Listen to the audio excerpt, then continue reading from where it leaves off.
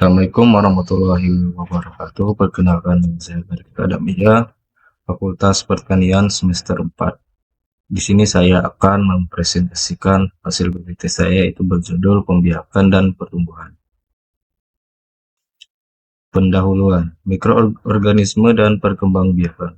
Mikroorganisme adalah organisme yang sangat kecil, seringkali hanya dapat dilihat dengan mikroskop. Mereka dapat berupa bakteri, virus, fungi, atau protista.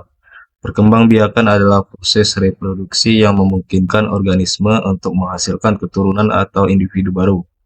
Proses ini bisa melalui reproduksi seksual di mana materi genetik dari dua organisme berbeda digabungkan, atau reproduksi aseksual, di mana organisme menghasilkan keturunan tanpa melalui penyatuan materi genetik. Selanjutnya, mikroorganisme dapat berkembang biak secara seksual maupun aseksual. Perkembangan biakan aseksual umumnya melibatkan pembelahan binar, pembelahan ganda, dan perkuncupan. Contoh bakteri perkembangbiakan melalui pembelahan binar. Perkembangbiakan aseksual pada bakteri. Perkembangbiakan aseksual pada bakteri terjadi melalui proses yang disebut pembelahan binar. Dalam pembelahan binar, sel bakteri membelah menjadi dua sel anak, identik secara genetik dengan sel induknya. Proses ini terjadi dengan cepat dan efisien, memungkinkan bakteri untuk berkembang biak secara massal dalam lingkungan yang sesuai. Perkembangbiakan aseksual pada bakteri tidak melibatkan penyatuan materi genetik dari dua individu, sehingga keturunan yang dihasilkan identik secara genetik dengan induknya. Pembelahan binar melintang terjadi pada bakteri. Prosesnya melibatkan perpanjangan sel, invaginasi dinding sel, dalam kurung septum, pembentukan dinding sel, dan pemisahan menjadi dua sel baru. Kecepatan proses ini ditentukan oleh waktu. Jenis-jenis mikroorganisme. Jenis-jenis mikroorganisme meliputi pertama, bakteri. Organisme bersel tunggal yang memiliki berbagai bentuk dan ukuran. Beberapa bakteri menguntungkan seperti yang terlibat dalam proses pencemaran, sementara yang lain dapat menyebabkan penyakit. Selanjutnya yang kedua yaitu virus. Partikel infeksi kecil yang memerlukan sel inang untuk mereproduksi.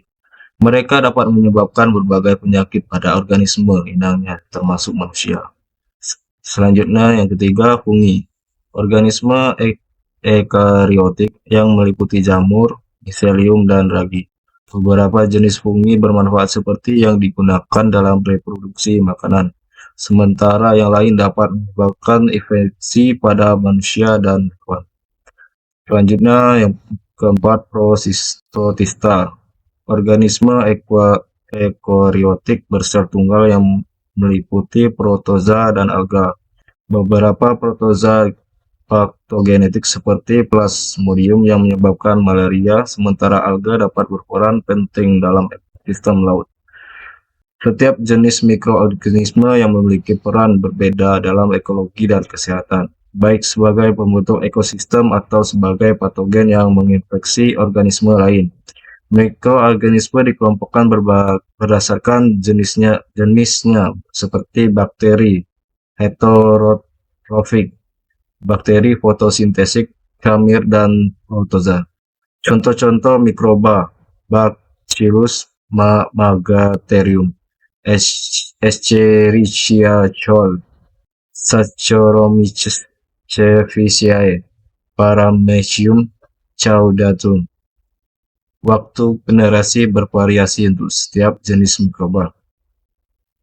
Selanjutnya, reproduksi kamir dan mikroorganisme. Reproduksi pada kamir dan mikroorganisme umumnya terjadi melalui dua cara utama, reproduksi aseksual dan reproduksi seksual. Pertama, reproduksi aseksual. Kamir dan banyak mikroorganisme dapat berkembang biak secara aseksual melalui proses seperti pembelahan binar, tunas, atau pembelahan spora.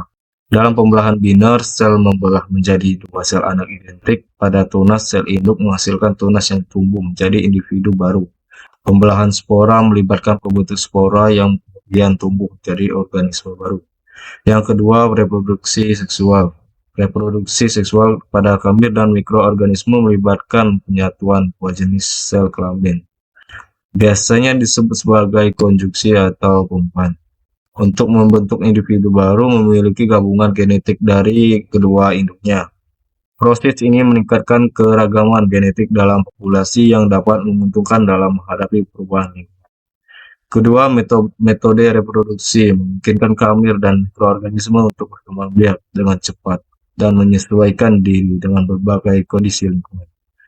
Reproduksi kamir dapat terjadi melalui pembelahan biner, pembentukan kuncup, pertunasan, dan pembentukan spora. Reproduksi mikroba bisa vegetatif melalui tunas dan pembentukan spora aseksual, atau seksual melalui pembentukan spora seksual. Proses reproduksi mikroba tergambar pada gambar. Pertumbuhan mikroorganisme. Pertumbuhan mikroorganisme merujuk pada peningkatan jumlah individu mikroba dalam suatu populasi. Proses ini melibatkan beberapa tahap. 1. Fase pembelahan. Mikroorganisme mengalami pembelahan sel untuk banyak diri. Pada fase ini mikroba menyerap isi dari lingkungan, kebutuhan energi dan bahan bangunan untuk sintesis sel. Kedua, fase laten. Ini adalah periode di mana pertumbuhan mikroorganisme tampaknya berhenti, tetapi mikroba masih aktif metabolik. Mikroorganisme mempersiapkan diri untuk pembelahan sel berikutnya. Ketiga, fase eksponensial. Selama fase ini, pertumbuhan mikroorganisme melebihi laju kematian mereka. Jumlah individu mikroba meningkat secara eksponensial karena setiap sel membelah untuk menghasilkan dua sel baru. Keempat, fase stasioner. Pertumbuhan mikroorganisme mencapai titik di mana laju pertumbuhan sama dengan laju kematian. Ini disebabkan oleh ketersediaan nutrisi yang terbatas atau pembukaan produk limbah yang menghambat pertumbuhan lebih lanjut.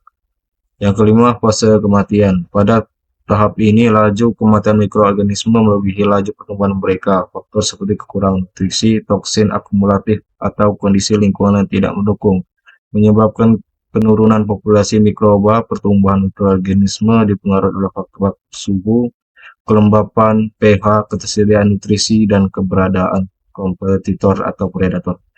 Pemahaman tentang pertumbuhan mikroorganisme penting dalam berbagai bidang, termasuk kedokteran, dan industri pangan, dan lingkungan. Pertumbuhan mikroorganisme adalah peningkatan teratur dari semua komponen sel hidup.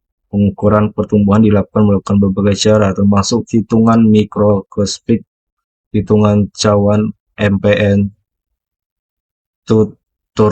turdimetri, dan lain-lain. Metode hitungan cawan sensitif untuk menentukan jumlah mikroba dengan menghitung koloni pada medium padat. Selanjutnya, faktor-faktor yang mempengaruhi pertumbuhan mikroorganisme. Faktor-faktor yang mempengaruhi pertumbuhan mikroorganisme mencakup pertama, suhu. Mikroorganisme memiliki rentang suhu optimal di mana pertumbuhan mereka paling cepat. Di luar rentang ini, pertumbuhan bisa terhambat atau bahkan mati. Contohnya, bakteri patogen seringkali tumbuh subur pada manusia. Ketersediaan nutrisi. Mikroorganisme membutuhkan nutrisi seperti karbon, nitrogen, fosfor, dan mineral lainnya untuk ketersediaan atau kekurangan nutrisi ini dapat mempengaruhi laju. Selanjutnya, pH.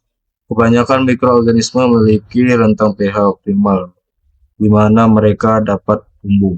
Perubahan pH dari rentang ini dapat menghambat pertumbuhan atau bahkan menyebabkan kematian. Selanjutnya, kehadiran oksigen. Beberapa mikroorganisme memerlukan oksigen untuk pertumbuhan dalam kurung aerob, sementara yang lain tumbuh tanpa oksigen dalam kurung anaerob. Dan ada yang bisa bertahan dalam kedua kondisi, dalam kurung fakultatif anaerob. Kondisi oksigen dalam suatu lingkungan dalam mempengaruhi jenis mikroorganisme yang mendominasi. Selanjutnya, kelembapan. Kelembapan yang tinggi dapat mendukung pertumbuhan mikroorganisme, tetapi kelembapan yang terlalu rendah bisa menghambatnya. Kondisi kelembapan yang optimal bervariasi tergantung pada jenis mikroorganisme. Tekanan beberapa mikroorganisme dapat bertahan dalam tekanan ekstrim, sementara yang lain sensitif terhadap perubahan tekanan. Misalnya beberapa bakteri hidup di dasar samudra di bawah tekanan tinggi. Selanjutnya radiasi. Paparan radiasi UV atau radiasi ionisasi dapat mempengaruhi pertumbuhan mikroorganisme dengan merusak DNA mereka atau menghasilkan spesies oksigen reaktif yang beracun. Selanjutnya, kompetisi persaingan dengan mikroorganisme lain untuk sumber daya mempengaruhi pertumbuhan. Bakteri misalnya dapat menghasilkan antibiotik untuk bersaing dengan mikroorganisme lain dalam suatu hubungan. Memahami faktor-faktor ini dalam mengendalikan pertumbuhan mikroorganisme dalam berbagai konteks termasuk pengolahan makanan, pertanian, kedokteran, dan lingkungan. Nutrisi air, pH suhu oksigen, potensial oksidasi, reproduksi, zat-zat penghambat, dan interaksi mikroba lainnya mempengaruhi pertumbuhan.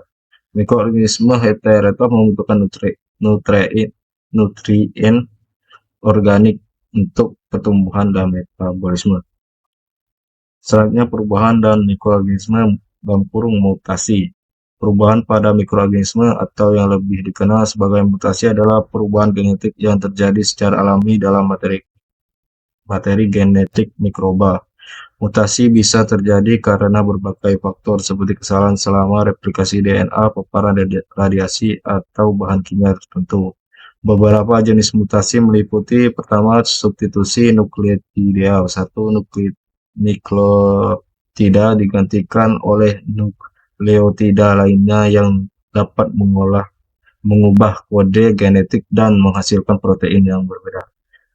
Kedua, delesi, penghapusan satu atau beberapa nukleotida dari DNA menyebabkan pergeseran bacaan gen dapat menghasilkan protein yang tidak fungsional. Ketiga, insersi, penambahan suatu atau beberapa nukleotida ke dalam urutan DNA yang dapat menyebabkan perubahan besar pada kode genetik dan fungsi protein. Keempat, inversi, rekombinasi genetik menyebabkan urutan DNA terbalik mempengaruhi ekspresi gen. Kelima, duplikasi penggandaan sebagian atau seluruh sekuens DNA yang dapat meningkatkan ekspresi gen tertentu atau menyebabkan perubahan struktur protein. Keenam, translokasi, pemindahan sebagian urutan DNA ke lokasi di genom yang dapat mempengaruhi regulasi genetik dan ekspresi gen. Mutasi dapat memiliki dampak yang berbeda pada mikroorganisme. Beberapa mutasi tidak berpengaruh atau bahkan menguntungkan seperti meningkatkan ketahanan terhadap antibiotik. Namun mutasi juga dapat menyebabkan perubahan yang merugikan seperti kehilangan fungsi protein penting atau meningkatkan kecenderungan patogenetik. Pemahaman mutasi penting dalam studi mikroorganisme dan pengembangan strategi pengendalian penyakit. Mikroorganisme dapat mengalami mutasi yang menyebabkan perubahan sifat seperti bentuk koloni, kemampuan fermentasi, dan kekebalan terhadap antibiotika. Mutasi dapat disebabkan oleh faktor-faktor seperti sinar ultraviolet, sinar X, gas, mustard, dan lain-lain. Waktu generasi dan kurva perubahan juga dijelaskan. Sekian dari PPT saya. Jika ada salah dan untuk ada, saya maaf pada ulama pun. Assalamualaikum warahmatullahi wabarakatuh.